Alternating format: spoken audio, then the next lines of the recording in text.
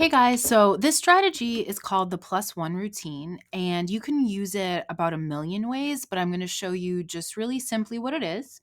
So essentially, you have kids read the text or get some information, whether they're watching a video, but they take in information, and then you have each learner individually generate a list of the key ideas or what they think is important.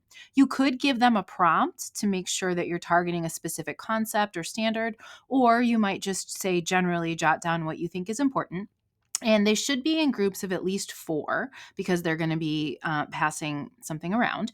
And then once they're all done generating their initial list, they pass their paper to the right. And then they get 1 or 2 minutes, they read the list, and they add a new thing to the list. They could elaborate on the idea that is already there. They could make a new point. They could make a connection to something else about relationships. And as students get more adept at this, you could put parameters on the kind of sentence structures they're using, or have them add something to the list, but they have to use a particular conjunction to kind of work in some of that writing revolution stuff in there. And then after they've passed it around a few times and they've all edited each other's ideas, you have them return the paper to the original owner, and then they read through and review the additions. They might add more to their own paper based on things they saw in other people's paper. And then they have a good set of notes where they've really thought about the text and thought about different components and gotten each other's thinking before they springboard to writing about the text or doing some deeper analysis with questions. And I'm not going to model this necessarily because I'm just one person here in my office.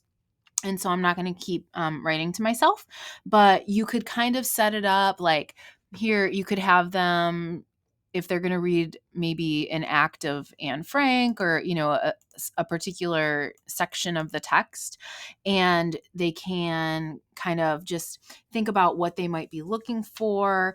If you give them some things they might be looking for, and it maybe just doesn't feel like a sad worksheet, and it's something that's a little more social, that's going to help them shape their thinking, and then they can kind of use it to generate their initial impression of the text, and then kind of think about things like word choice and what's the main message, and think about denotation and connotation of word choice. And, you could have them choose different things, each time they pass it, give them another layer of, something that they're supposed to think about. And I just think there are lots of ways that you can make this fun and interactive, and hopefully the kids will enjoy it. And when you're in, sorry, I totally clicked off here. When you're in the slide deck and you click on this link here,